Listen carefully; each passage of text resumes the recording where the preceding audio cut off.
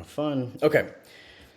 So, on approaching strangers, the main thing you want to recognize is that men, generally speaking, are bigger than women. Obviously. Nothing profound about that statement. However, what I've learned is that men take for granted the fact that women they don't know if you as a man are a threat or not. And so if you come off as creepy, which is to say, like my favorite one-liner for building confidence for men is, hey, I'm so sorry. I don't want anything from you. I just think you look absolutely gorgeous in that outfit. It's working with your style. Have a great day, right? Something to that effect. Warm body language, you stop them to let them know you're coming. Whereas, let's do a demonstration, right? If you come up to somebody and you're like, hey, so I just think you're pretty and you should know it. I hope you have a good day. Bye. That's weird. That's very creepy. There is some lack of social calibration going on, to say the very least. And so your body language, your tonality, says more than just the words you're using. And for that very reason, we want to make sure that anytime we interact with another human being that we do not know very well, that we're not coming off as creepy or threatening. And generally speaking, a smile does most of the legwork. Not speaking monotone does a lot of the legwork. Hi. So, notice the pitch is higher? That's on purpose. I have a deeper voice than that. But if I'm going to talk to a stranger, I'm not going to be like, hi, just so you know, I think you look pretty. Hi, just so you know, I thought you looked absolutely gorgeous. You deserve to know it. I hope you have a great day. Bye. Big difference. And so at the very least, we know that if you did not come off as creepy, cool. You're at least somewhat safe. At least. The goal is we want them to smile and or laugh and or feel good about you taking time out of your day to say whatever it is that you're going to say. Which moves you into the fun territory, or at least potentially fun. Right? But first impressions do matter. So, if you can say that and make someone's day and you're smiling and they're smiling and you kind of laugh and they laugh and cool, you're not a threat. So what is direct? Direct, and some of you may have heard me talk about this before, is essentially, hey, I think you're cute. Can I get your number? It's just like you're laying it out. Like, I find you attractive. I know nothing about you, but I find you attractive. Can I get a chance to get to know you? As reasonable as that might seem, and as much as our culture tells us that that's what, a confident man would do, the truth is, even if you do that in a way that makes you seem safe and or fun and or approachable, the reality is she still doesn't know enough about you. In fact, many women have been very, very, very deceived by a seemingly nice, kind guy that turned out to be a fucking asshole. Sarah, right or wrong? Sarah. I'm sure she would agree. But yes, you can unmute at any given point, especially if I'm calling you out by name or anyone else by name or, inviting conversation. Please feel free to unmute. She responded in chat. Yeah, she did? Okay, perfect. All right, so she said, no problem. Yes, okay, perfect. Yep, so that's exactly the point. And so if a woman says, I have a boyfriend, it may be true and it may not be true. It doesn't really matter. It matters because you should respect the answer. But every woman knows what it feels like to be like, oh, I'm so sorry, I'm not interested. And then the guy turns around and he's like, you know what? Fuck you, bitch. I didn't think you were attractive anyway.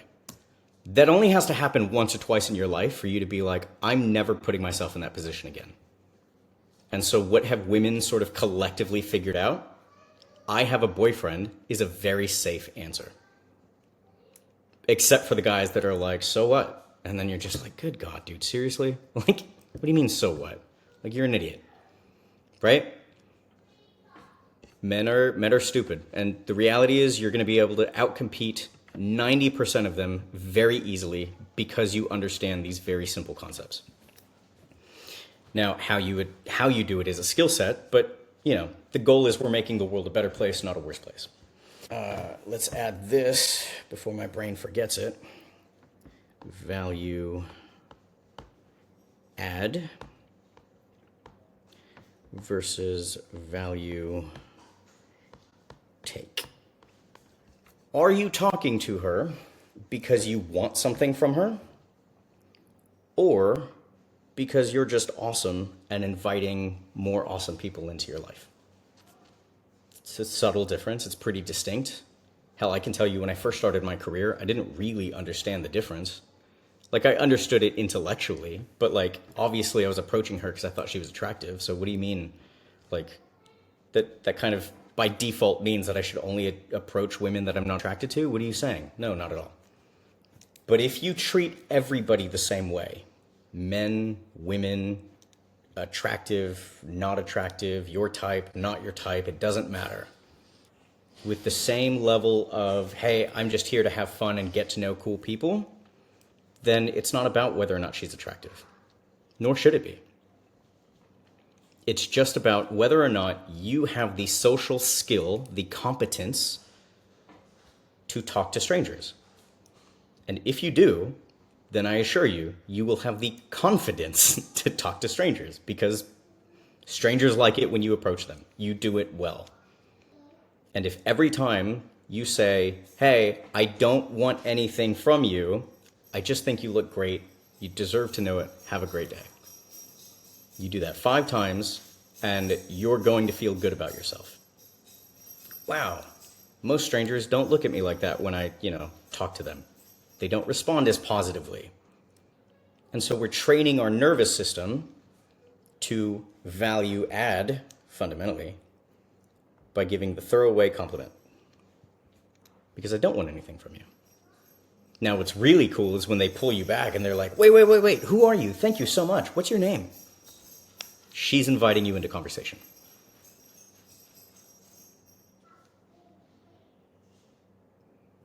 Value take is, hey, I think you're cute. Can I get your number? Still confident, but you're there to get something. And generally speaking, most women know that if you're approaching her, you're there to get something. Generally speaking. So how can you value add without saying, hey, I don't want anything from you, I hope you have a great day, which is a great way to boost your confidence. Don't get me wrong, you should do that. You should train your nervous system to realize that women respond very positively to you when you do that. But the next step, the next level is, okay, how do I approach people, value add, and still have great, amazing conversation? All right, so far we have nobody joining, so I'm going to close my Zoom window and enlarge this. Try to enlarge this. All right, cool. Hopefully that didn't... Huh. That's very weird. Whatever. All right. We'll do it this way then. Just make sure it's in my screen here. All right. So you do that with an indirect opener, because indirect has no assumption about sexual or romantic interest whatsoever. None. It's just casual conversation. So again, direct is, hey, I think you're cute. Can I get your number? That's a value take fundamentally. Indirect can pretty much always be value add. An example of an indirect opener would be, hey, I'm so sorry. Maybe you're at a bar, right? Or, you're trying to sit down somewhere at a lobby. I don't know. It doesn't really matter. Just be like, hey, is the seat taken? Are you waiting for anybody? I just want to make sure I'm not stepping on any toes. And, there's nothing there.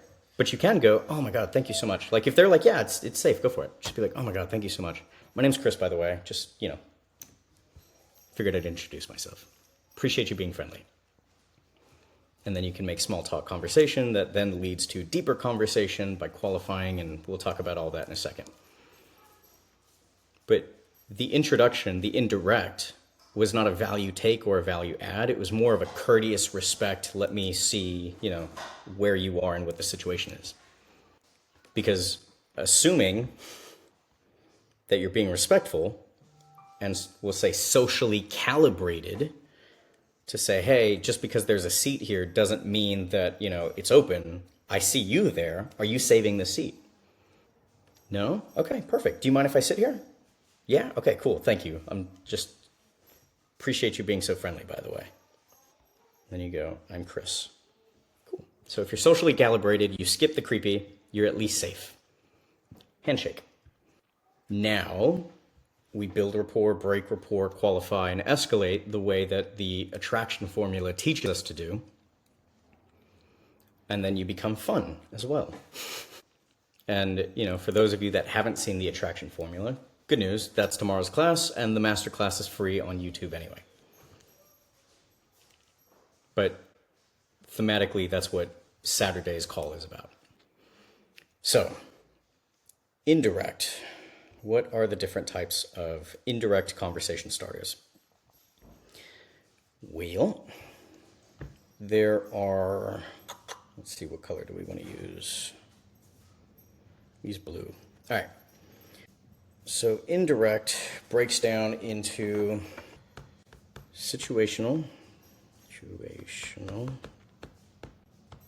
observational,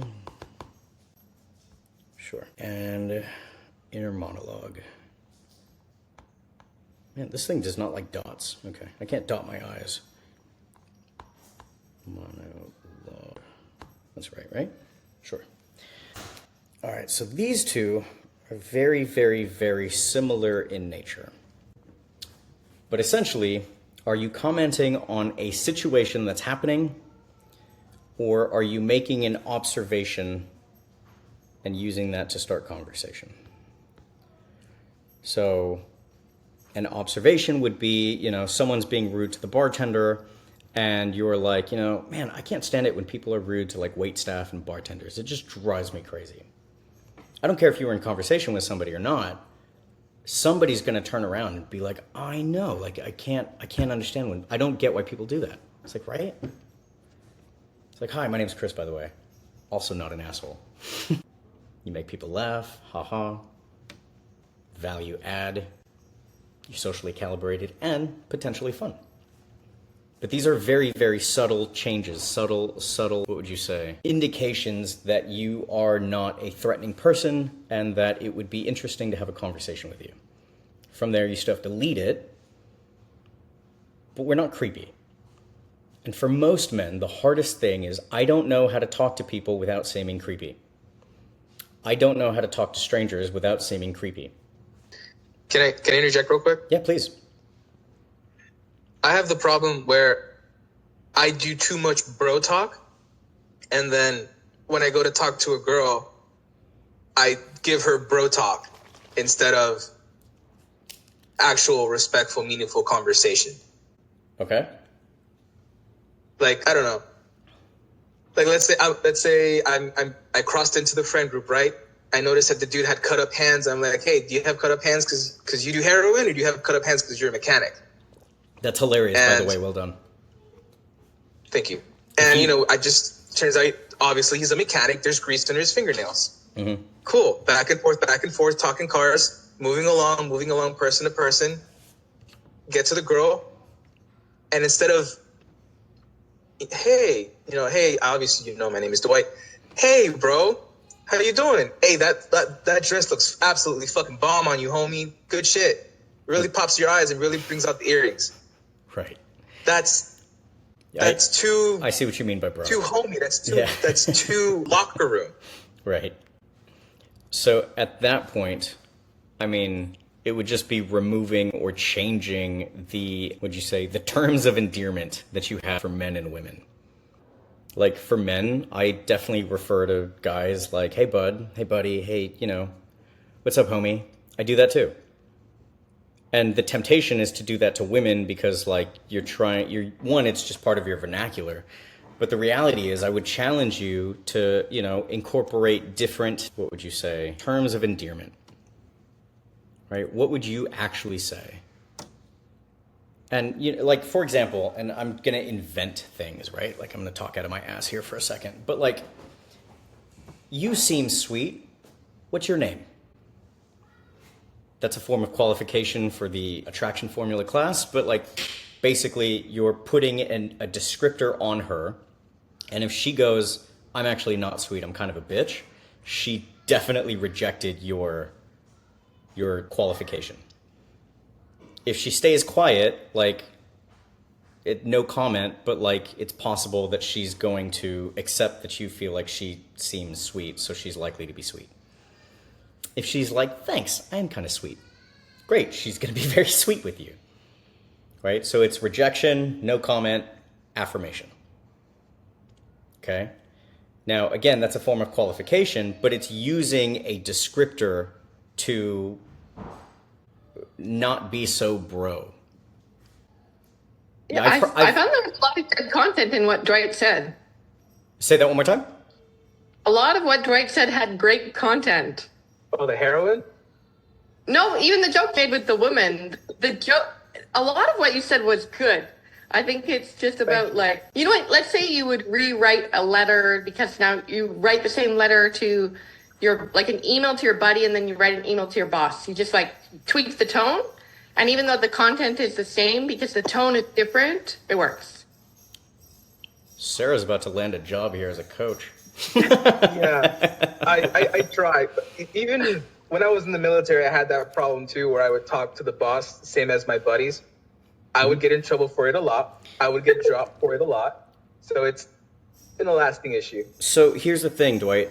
The real key, the real answer here is social calibration.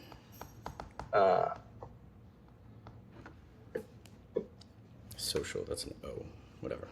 Social calibration. So if I'm reading this right, it would be like telling different people the same thing. Like if I'm married, I would tell my wife, "I have an appointment on Friday, sweetheart.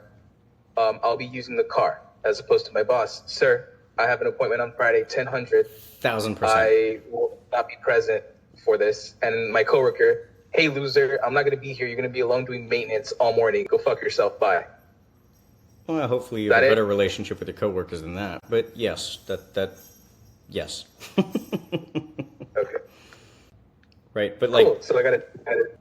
but like, I've heard you talk to women before. You're like, "Hey, lovely, it's great to meet you." That's not bro talk. It's perfect. Okay, yeah. Mm-hmm.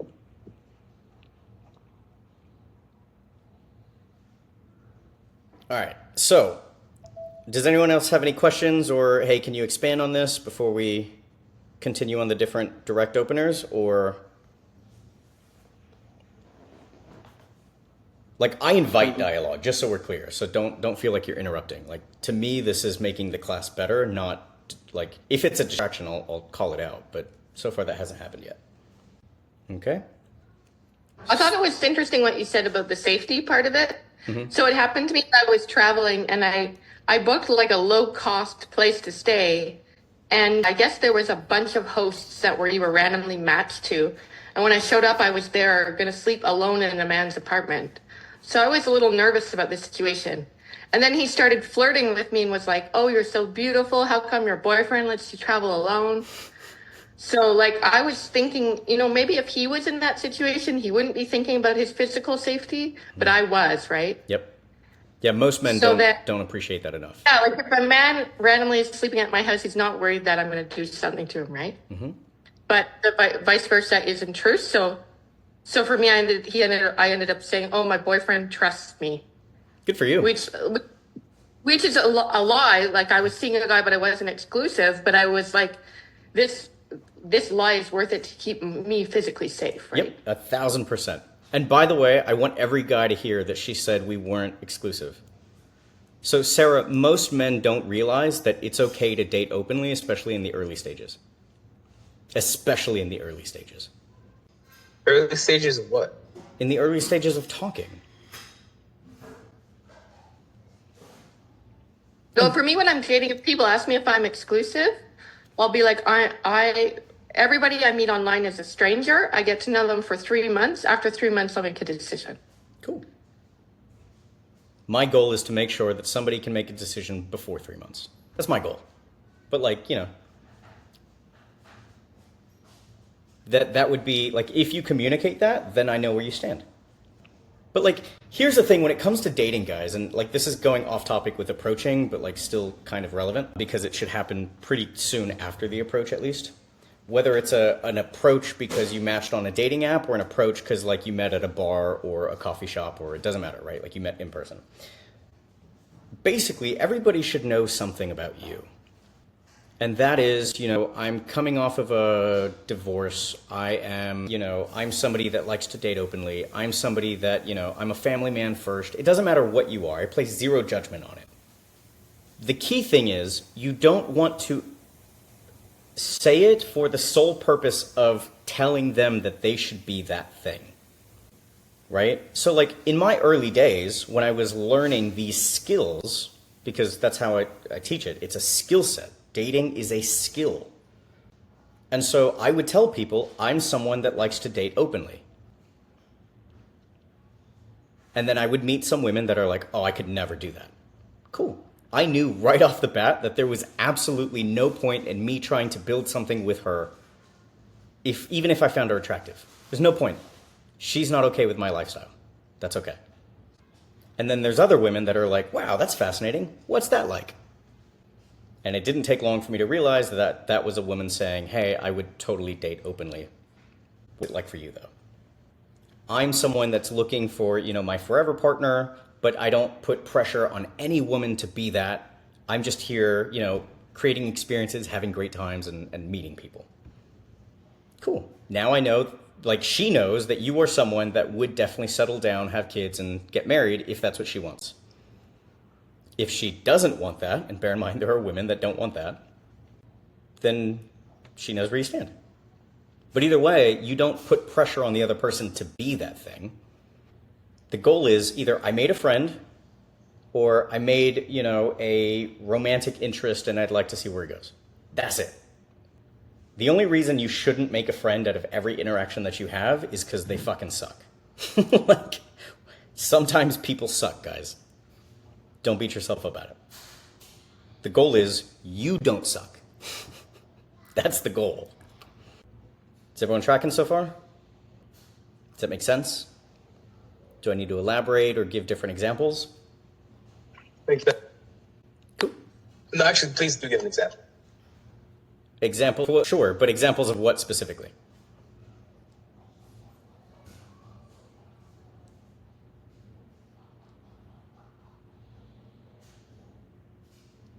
I need you to unmute. Sorry.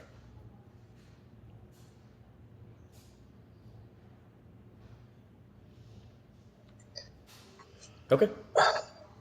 You got me. You got me there. Just Examples of the concept? Just use examples. Okay. Examples of Yeah. what concept specifically, though, is what I'm asking. Like how to let people know that you're trying to date openly?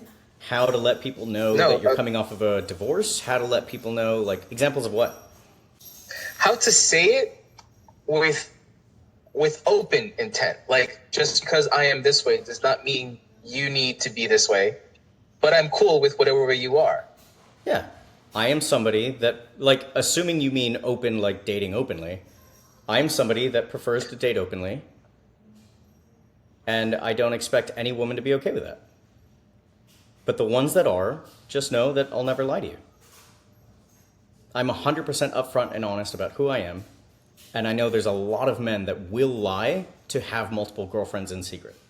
I'm not one of them.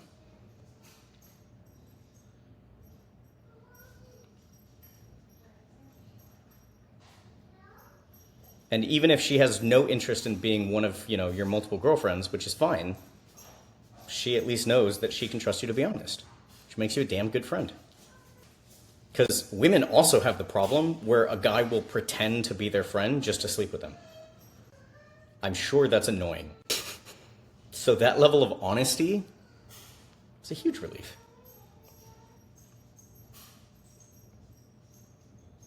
Make sense? The answer is, like, it doesn't matter how you word it. the gist should be, this is who I am. I don't expect other people to, you know, be that thing. But like, dude, like, honesty. yeah. I'm somebody that dates openly. I'm coming off of divorce and, you know, I'm not looking to settle down anytime soon. I thought I knew what I wanted. I was mistaken. Now I'm looking to like meet a bunch of different people, date a bunch of different people, and see what I can learn from that. That makes sense. That's reasonable. Yep. And if you're just there to have a good time and create awesome experiences, then as long as someone else is having fun when they're with you, dude, they're generally pretty happy.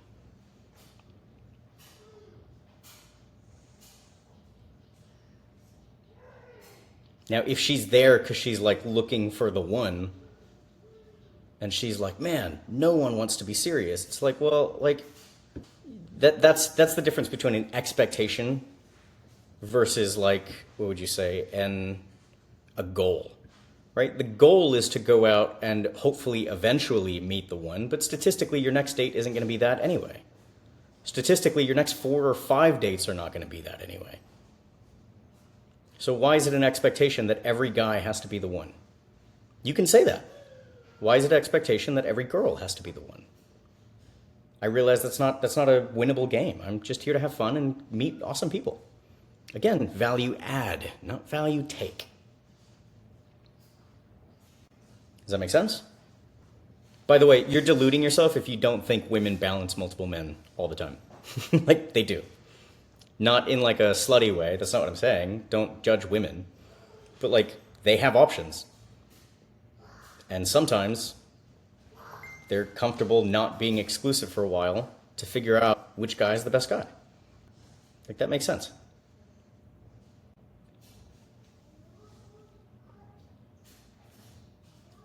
Got it?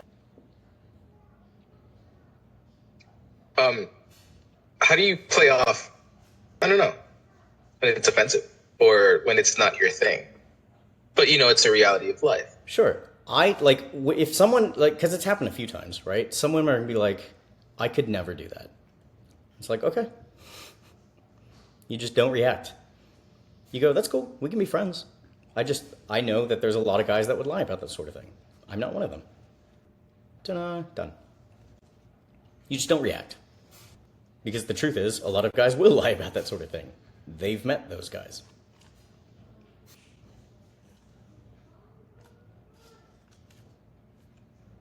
Got it? Yeah, one more.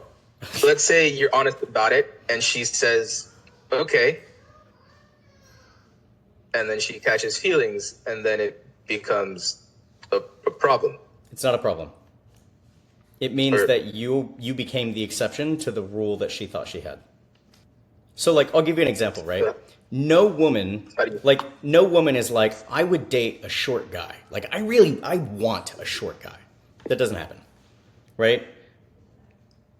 But if you said, hey, would you date Tom Holland? I guarantee you every woman would be like, fuck yeah, I'd date Tom Holland. Okay, but Tom Holland's short. It's like, yeah, but it's Tom Holland. It's not because he's famous and wealthy, by the way. That's not the point of, like, that's not the point. The point is, when somebody's with you, do they feel so much excitement that, like, you're the exception to the rule? I can tell you, I've dated a woman who, like, especially in my early days, this is the first time it happened where a woman was, like, willing to, like, break the I'm exclusive for me. It was the first time it ever happened. I was like, yeah, I'm somebody that likes to date openly. And she's like, I could never do that. She goes, I'm too jealous and territorial. And I was like, it's okay. We can totally be friends. I get that. And we hung out as friends. And she's like, I really like you, though. And I was like, oh, I appreciate that. Like, I like you, too. I had a lot of fun. And she's like, all right, well, what does it look like to date openly? Just so I have an idea. I was like, well, I'll never lie to you. I'll always be safe. And literally, if you ever have any questions, I'm happy to answer them. But, like, my time with you is my time with you. It's not like I'm texting other women when I'm with you. And she's like, okay, that's reasonable. And so I was like, sure. And so she was willing to go out with me.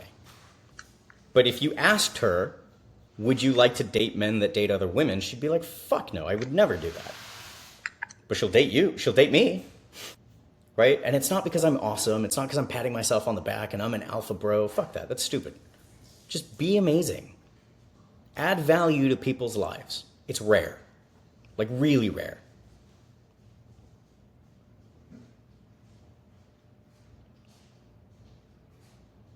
Then you get to be the exception to the rule. Got it? Value add, not value take. Cool. All right, so let's continue on situational, observational, and inner monologue. Okay? Delete everything. Cool. All right. Observational is, I can't stand when people are rude to waitstaff and bartenders. I know, I agree. Okay. You made an observation, you commented on it. Situational is like it's really similar actually. It's just a technical difference, quite frankly. It's like a rectangle is technically a square, but a square is not a rectangle kind of thing. Situational could be like, you're commenting on, or you're making a statement about a situation. Hey, is this chair available? It's a perfect example, right? Like, what's another good example? Sometimes when, there's a line forming at a Starbucks, but, some people are kind of out of the way and you can't really tell if they're in line. You'd be like, hey, I'm so sorry. Are you guys in line or are you guys just waiting? They'll answer. And be like, okay, cool. And regardless of whatever they say, you're stuck in line anyway, so you can just make conversation. My name's Chris, by the way. What are your names? Oh, cool. How do you guys know each other? You get it? By the way, how do you guys know each other is, the second question you should always ask. Because it tells you, generally speaking, people will tell you, this is my girlfriend. This is my friend. We're coworkers, whatever it is, right? They usually tell you how they know each other. And so you know not to hit on the person that's yeah, this is my girlfriend. Don't do that.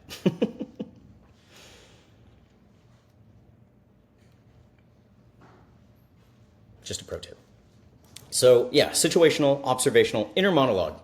Inner monologue is it's rare when it can happen, but it's really fun. And it builds a tremendous amount of rapport off the bat for no reason. It's just, it's a good way to go from neutral nobody to oh wow, this was a fun conversation. Imagine, I don't care if you're at a bookstore, I don't care if you're at a farmer's market, I don't care if you're at a bar.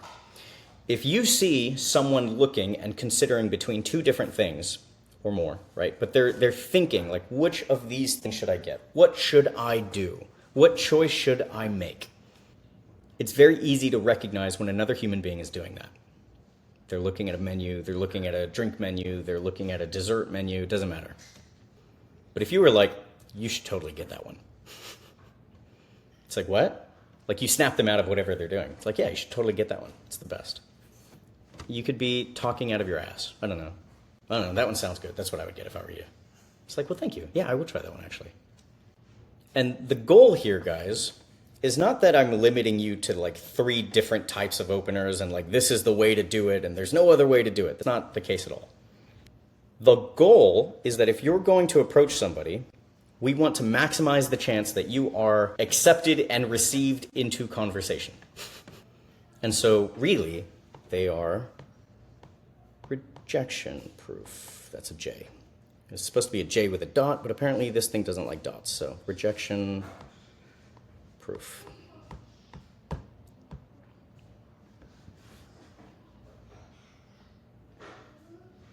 Because if you're hey, is this seat available? No one's going to be fuck off. Nobody's going to do that. They're going to answer that question with polite conversation. Hey, are you guys in line? I just want to make sure that I'm not cutting or anything like that. Fuck off. Nobody's going to do that. You should totally get that drink. What? Yeah, I saw you looking at the drink menu. You should get that one. It's a personal favorite. Fuck off. Nobody does that. That's not how it works. And so it just invites friendly conversation for you then to be hi, my name is. And what's cool about it is while some of you may be thinking, okay, but this doesn't make room for conversation, for it to go anywhere. Then what do I say, right? It's yeah, that's what transitioning is for. So you've gotten the approach. Here are the approaches. Rejection-proof approaches, at least. So then you want to transition. I don't even know why I bother trying to dot my I's. Transition. Transition is, hi, my name is... Wow, Slim Shady.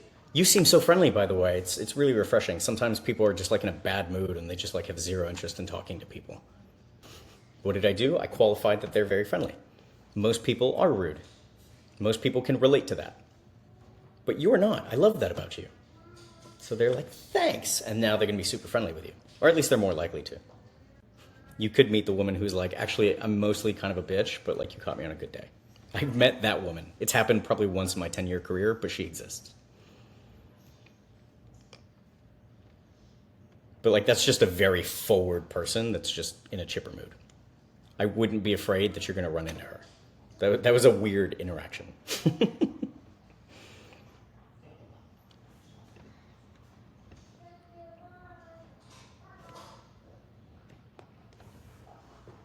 So you transition by introducing yourself and then saying what you like about their mannerisms and how it's different from how everybody else is usually like awkward or weird or an asshole. And by the way, if you don't even feel comfortable doing that, like it is absolutely appropriate for you to be like, hold on. Yeah, it's absolutely appropriate for you to be like, you know, the truth is I'm actually trying to break out of my shell right now. So if I seem a little awkward, forgive me. It's only because I'm challenging myself to be more social. And I promise you, that's how I broke out of my shell. I used that line. And most people were very warm about that. Like everybody, actually. That's 100%. Like people were warm about that. They're like, wow, that's awesome. Most people don't do that. That's what they would tell me. They're like, wow, that's awesome. Good for you, man. Wow, that's awesome. Yeah, I wish more people were like you. Well, that's incredible. Good for you. People are so receptive when you're vulnerable about the fact that, like, yes, I'm stepping outside of my comfort zone to be friendly. Then they tell you how awesome that is, and you're like, yeah, thank you so much for being friendly, by the way. It sucks when you meet that asshole. Don't word it that way. But, like, you know what I mean? Like, it sucks when you meet somebody that's not as friendly. And we all know what that's like. So it's a universal experience to meet somebody that just isn't a social person. They're just rude for whatever reason. To wait staff, to you, to strangers, to puppies. And so then, you know, you've transitioned into my name is, thank you for being kind, thank you for being friendly, thank you for being sweet, thank you for being whatever it is, right? That's a transition. 2, you know, what brings you out? If you're at a bar, that's an appropriate question to ask. Maybe you're at a restaurant. Maybe it's not even like a bar, like nightclub scene, because that's not your scene. Totally fair. But you can go to a restaurant and sit at the bar and talk to people. Hell, Chili's has a bar, right? So it doesn't have to be that scene, that setting. That's not the point. There's plenty of people that sit down at Starbucks to enjoy their coffee. Hey, do you mind if I grab a seat? Yeah, okay, thank you so much. I don't want to intrude. Are you like working or killing time? Oh, you're just enjoying your lunch break and getting some work done. All right, that's totally fine. Well, I'm gonna be honest with you, I'm like trying to challenge myself to like overcome my fear of strangers. If you couldn't tell, I'm actually like really shy. So, you know, if I'm being a bother, let me know. And they're like, no, you're doing great. Cool. Well, thanks for being awesome. My name's Chris. What do you do, by the way, if you don't mind me asking? Unless I'm interfering. Like, if you're working, by all means, like, tell me. That's social calibration. You're being respectful of the situation, and you're basically giving them permission to walk out at any given point. And if they're like, yeah, actually I am working, I have like 5 minutes to submit this, you know, project or whatever. Be like, okay, no worries. Don't be like, damn, she doesn't like me. It's like, no, it's not it at all. You were being socially calibrated. Good job. Keep doing that. Because if she's like, no, actually I'm just kind of bullshitting and procrastinating while I drink my coffee, just be like, oh, okay. What do you do, by the way? Oh, wow, that's very interesting. Yeah, I have a buddy of mine that does that.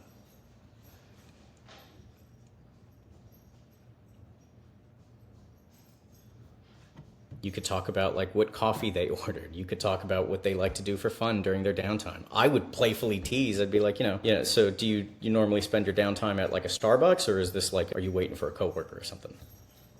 Doesn't matter. You're transitioning. But really what I'm digging for is what are their interests, passions, and hobbies. I don't really care what they do. Like, yeah, that's useful information, especially if what they do is really interesting. But like most people aren't passionate about their job. I am. If somebody asked me what I did, we could talk about it forever. But most people aren't passionate about their job. So I care about what are their interests, passions, and hobbies.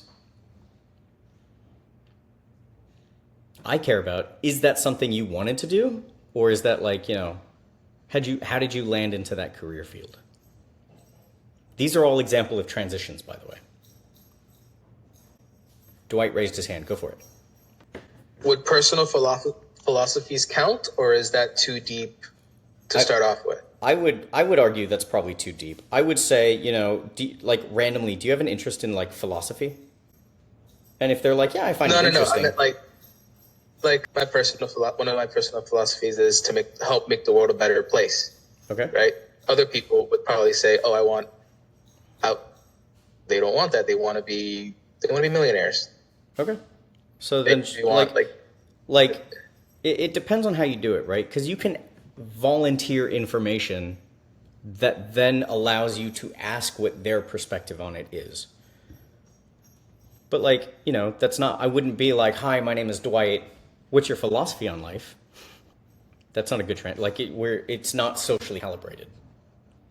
You want the conversation to flow. And so you should know where you want it to go. But you're basically asking interesting questions to get there. You should be like, wow, you seem really down to earth, and I appreciate that. Most people aren't like that. I have a personal philosophy that you should leave people better off than when you found them, and you should make the world a better place. So I can appreciate you. Be like, wow, that's really cool. It's like, yeah, most people I wouldn't even ask what's your philosophy? Because it doesn't really matter, right? The question is, what are their interests, passions, and hobbies? If the reason you're saying that is because you want to know if there's someone that would be willing to adopt 20 puppies with you, and I'm saying that kind of tongue-in-cheek, but also because I know you, right? Then you could be like, yeah, I believe in trying to make the world a better place. If I could, I'd totally adopt 20 puppies. And if you meet the woman that's like, yeah, I would, if I could have all the puppies in the world, I totally would. She'll volunteer that information if she relates to it. Otherwise, you'll meet the woman that's like, 20? That's insane. I can barely keep my plant alive. I have no interest in having puppies. Even if you're attracted to her, you should probably not date that human being because I know you. That's fair. Thank you. Yep. So it's not about the philosophy. It's can we find common ground? Can we use that to find common ground about passions, interests, and hobbies? That's the better way to think about it. All right, so we are pretty much at time. I would usually end the call with Q&A, but since we had Q&A, it was kind of perfect. I'm willing to stay longer if anybody else has any questions or anything else they want to include, add, or bring up. I actually do love what I do, so I welcome questions.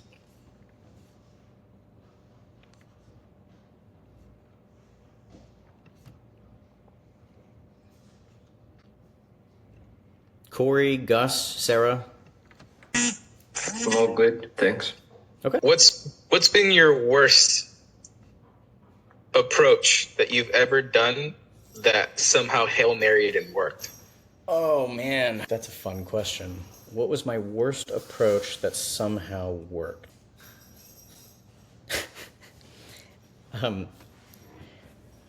So I was learning in my early 20s. I hired a dating coach, and I was kind of in a lot of sink or swim moments, but they were observing. And I went up and I had no idea what I was going to say. My heart was racing. I had social anxiety, approach anxiety. I had zero, nobody gave me any scripts like this or any inclination of this. And so I was like, hi, do you know where the nearest Starbucks is? And they're like, why don't you just use your phone? And out of my ass, I just my phone was in my back pocket. I don't think they saw it. Or maybe they did, I don't know. But I was like, I left it in my hotel. It's kind of embarrassing. So I'm just kind of trying to navigate my way to Starbucks. If I'm intruding, let me know. And then from there, they were friendly. It started small talk conversation that then I wouldn't say succeeded, but it was one of those moments where I stumbled and I was like, fuck, I don't know how to save it. But like sometimes, you know, that's why you and I had a conversation earlier, Dwight. Like, don't lie if you can avoid it. That was clearly a lie just to justify talking to somebody. Don't lie. Make sense? Sweet, thanks. Cool. I have a question. Why did you said something like men don't understand not being exclusive or something like that? I didn't get it. Men don't generally men don't think it's okay to admit that you're seeing multiple people, at least in the beginning. Men generally assume that women think you're a player or like you're, you know, a piece of shit, a womanizer or something. And so generally speaking, especially like the nice guy, he's not comfortable admitting that. Dwight, would it scare you to admit you're dating multiple women? Would you feel weird or guilty or like you're, you know? I feel like I would feel my sister slap me through the phone. Right. So like generally speaking, especially nice guys, but they've been conditioned that that's a bad thing to like think or admit or to say. But the reality is, Sarah, most men don't have that many options. So they couldn't even if they wanted to. Most. I've been taught culturally that it's wrong. Right. Most men have. Women have too many options, generally speaking. So, like, to them, yeah, obviously you're probably talking to other people. And yet guys are like, I can't say that. What if it pisses her off? It's like, what do you mean, what if it pisses her off? You think you're the only guy she's talking to? It's like you matched her on a dating app. She has like 60 other dudes that she matched with. She responded to 3 of them. 3 of them sound cool. Just be honest.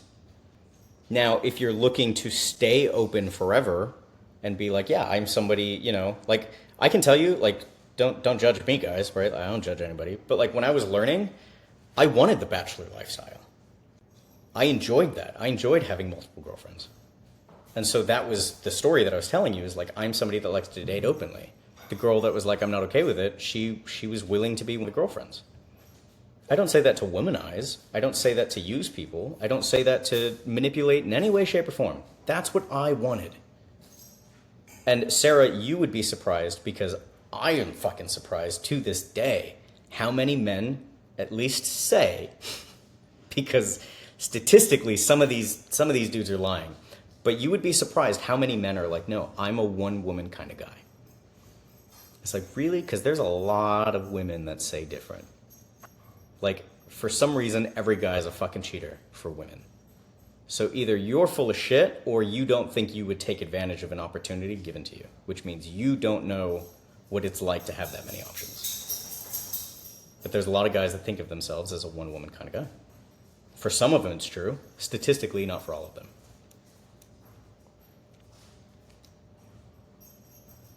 Yeah, because sometimes people ask me on the second date, hey, are you seeing other people? So I'll say to them, well, yeah, of course. Obviously. I'm not going to be exclusive on the second date, so. Yeah. That's insanity. It is. It's insane. And what's worse is guys, like, they have this weird dominance hierarchy with each other where they think they're competing with some other dude that's, like, wealthier, taller, more muscular, funnier, got a bigger dick. Like, just, who cares? Like, guys, I don't talk about this, like, unless you've worked with me privately, but, like, it's not an insecurity. It's just, it's not the point. I'm short as fuck, guys. Like, really short. It's the reason I became a dating coach, is because I didn't think I was allowed to be attractive growing up. But, like, it doesn't matter. What matters is how you make people feel. So if I'm like, oh my God, she's seeing someone else, like, oh, he's taller. He's like 6'5". Like, fuck, I can't compete. It's like, no, dipshit. Like, just be awesome. She's here. She's having fun with you. How do you know if a girl likes you? She wants to hang out with you. Doesn't mean she's willing to sleep with you. But, like, it means she likes you. Cool, keep it up. Keep building attraction. Keep being awesome. Keep going through the attraction formula. Make sense?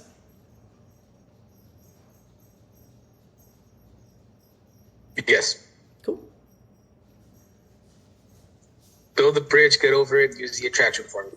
Yeah, basically, exactly that, yeah. Fuck your insecurities. Because if you do the attraction formula well, I promise you no one can compete with you. No one can do it. It's not possible.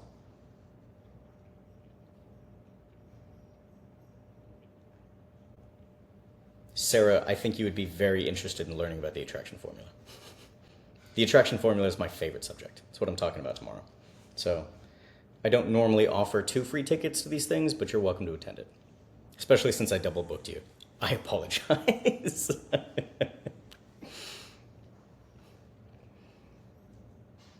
Cool. It's same time, by the way. 7 p.m. Central Time, Saturday. Cool. Corey, Gus, anyone else have any questions? Sarah? I'm here all night, guys. Like, if we want to do an extra hour of Q&A, like, we can do that. But if there's no other questions, then we can just end it.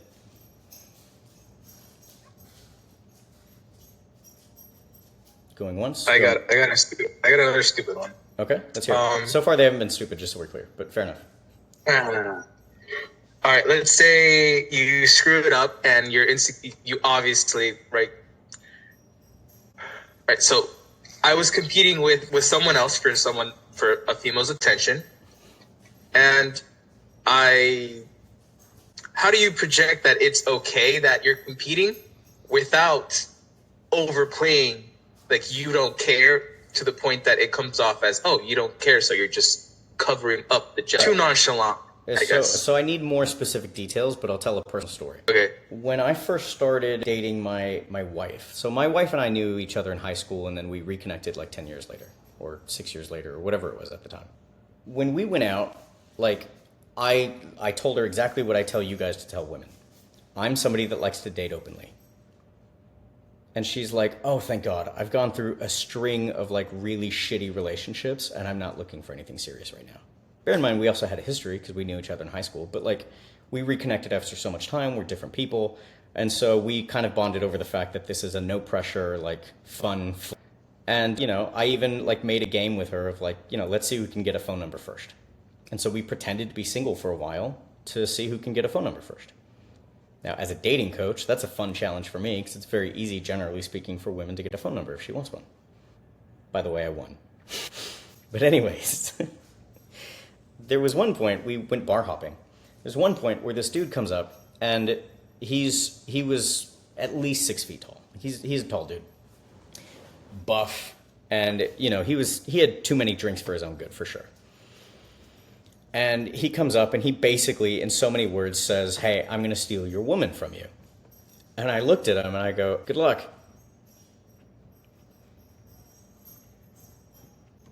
Like, what do you mean you're going to steal my woman from me? Okay, go for it. I'll watch. You only lose when your insecurity gets the better of you. I'll give you another story. When I was first starting, this is way early in my career, I had accidentally picked up a stripper. And you're like, how do you accidentally pick up a stripper? It's like, well, I was at a bar. She had tattoos. She was attractive. And I was, you know, doing the approaches that I'm pretty much teaching you guys now. And I was like, you know, so how do you guys know each other? What do you do? And she's like, well, actually, I'm a dancer at the club. And I was like, whoa, like in my head, I was like, whoa, I picked up a stripper. Like, how cool, right? Or I'm talking to a stripper. How cool. Long story short, we hit it off. The stripper and I hit it off. She likes psychology. So we had plenty to talk about. And she invites me to an after party. And so we go to this after party, and there's this other dude there who is taller. He, like, not that it matters, but, like, contextually, like, he was a black dude, so he had some, like, swagger going on, too. Like, he knew how to dance. And I didn't know how to dance. To this day, I still don't really know how to dance. And so, you know, he, like, you know, while we're sitting together, he grabs her hand and starts dancing with her. And I'm like, fuck, like, I can't out-compete this dude. Like, I can't be like, hey, come sit back down with me. You know, like she's having fun. It's supposed to be a fun thing, but I know what's happening. Like this dude's being a dick. And because she's just enjoying the night having fun and I'm trying to be non-reactive, like I can't make a scene. So trying to like be like, bro, what are you doing? Makes a scene. That's an insecurity. And unless I'm trying to escalate to start a fight, which by the way, I'm not, like, what am I going to do?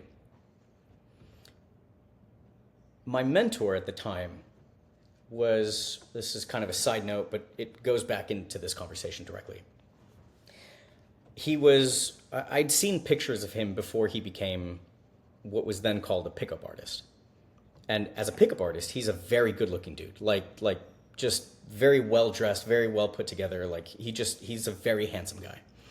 But if you look at pictures of him before, he was frumpy, he was overweight, like he had this, like he just had zero sense of style, and you're like, wow, that's the same person? Like, that's insane. And I was like, hey man, how did you go from like this socially awkward guy that plays video games, zero confidence, zero self-esteem, zero social skills, to like who you are now? Like, how did you do that? He's like, I'll be honest with you, to this day, I still feel like that goofy kid that plays video games. He's like, I still have that. He's like, but I'm going to tell you something. He goes, and it'll take you about 6 months to get it. You'll hear it, and you'll be like, okay, and then you won't get it. He goes, I am confident because I am confident. I'm attractive because I am attractive. And I was like, yeah, but like you worked on your sense of fashion, right? And he's like, yeah, and I can work on those things.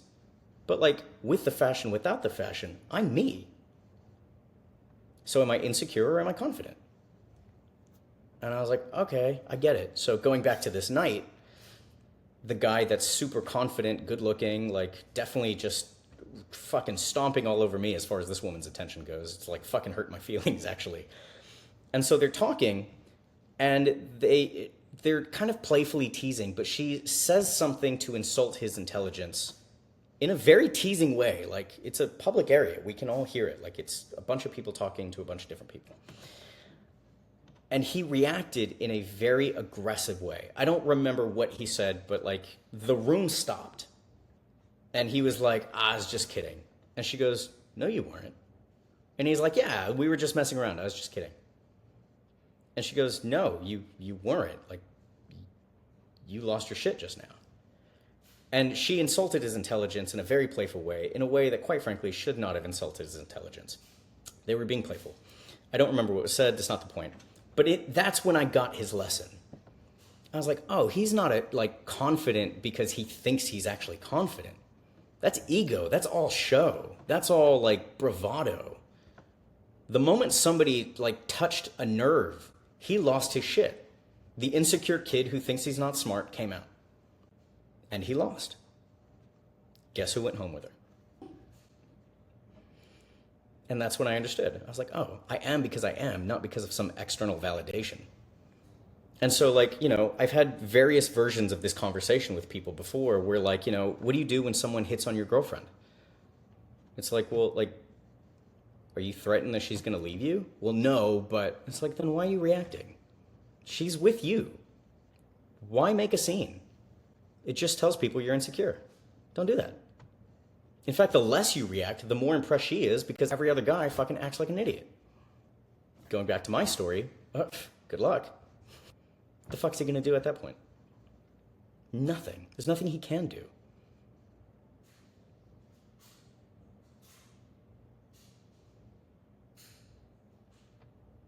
Being territorial doesn't make you attractive. And for whatever reason, our culture has thought like you're supposed to be territorial to show that you care about this person. It's like, no, you don't. Just don't be reactive. You should trust your partner. Now, if you suck and they're cheating on you behind your back, I can definitely understand why you're insecure. But if you don't suck, then you win. Sarah, right or wrong? Well, the thing is that if you are getting that upset about someone hitting on your girlfriend, you're implying that she doesn't have any agency. Exactly. Chocolate that people can touch. Right. And you're worried some other man is going to put his hands on your chocolate. Yeah. So that's not very helpful to the woman. It's so fucking stupid. It blows my brain that I have to have this conversation with men. But I do. All the time. She has sense of agency. So I don't care if he's hitting on you. I don't care if it made you smile. You're not going home with him, especially if we're together. Now, if you do, that's a different story. Then I might be a little scared. But, like, that doesn't happen. So you get to laugh at him for trying to play a game that he lost before he even started.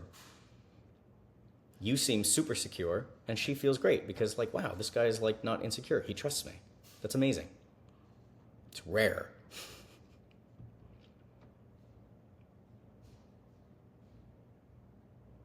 Make sense?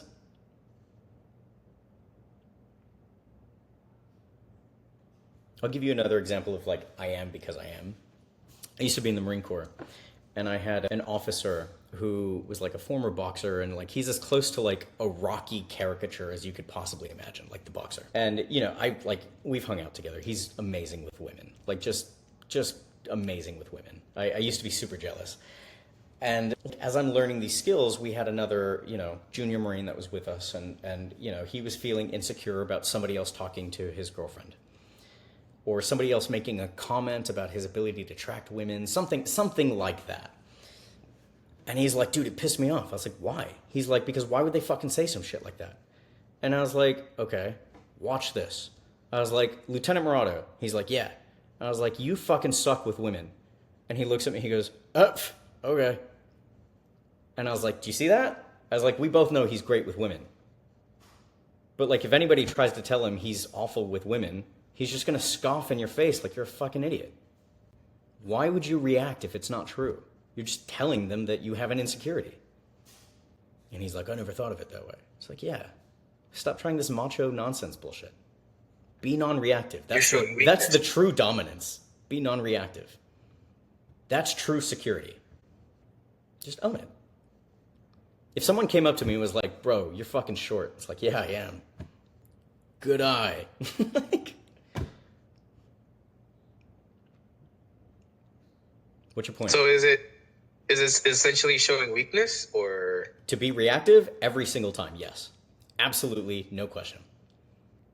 But it's not about like weakness. It's just, what are you being reactive for?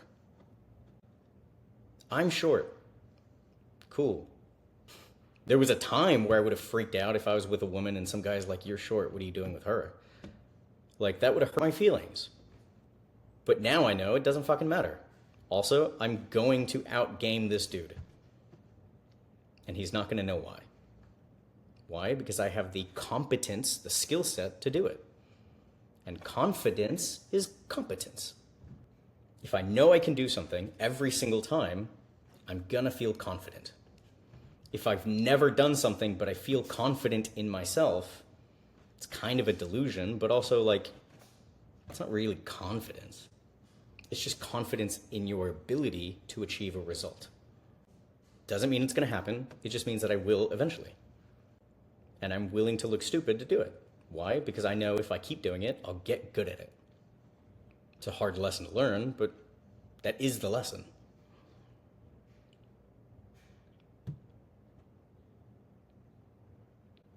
Make sense? By the way, that's why you should do the throwaway opener to like 5 women a day.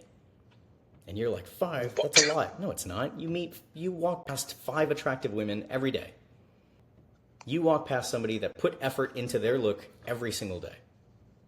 Just compliment them for it with a smile. That's all you have to do. You're retraining your nervous system that strangers respond very well to you, provided that you are socially calibrated. And you don't even have to worry about what do I say next, because you're giving a compliment and walking away before they have a chance to respond.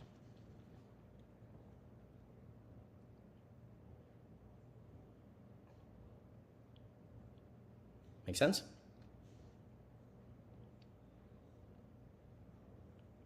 Crystal. Uh-oh, you broke up. Crystal clear. Oh, crystal clear. All right. Cool.